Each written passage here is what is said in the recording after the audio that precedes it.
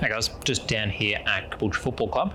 So I've just finished writing an ankle sprain blog post, and I've probably realised I think the most common thing that I ever say between any of my blog posts, and if you read probably any other physio's blog posts, is the key to getting anything better is always an early assessment by a physiotherapist. So I thought I'd run through my top 3 reasons for getting an early assessment.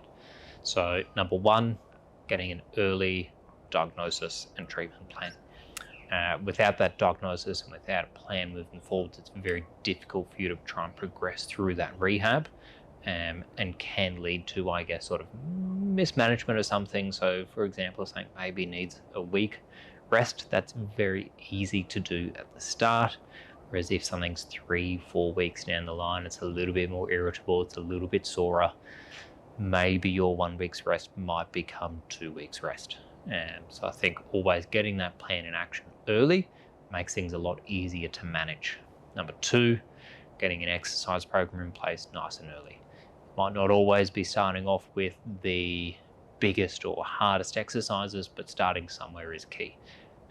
Building that program to look something there's going to be a longer term treatment option rather than just short term symptom relief, and looking to build to something, particularly if you're an athlete, looking towards building an injury prevention program that you can continue in the future, because pretty much for any injury that an athlete might suffer, usually the biggest predictor is past injury.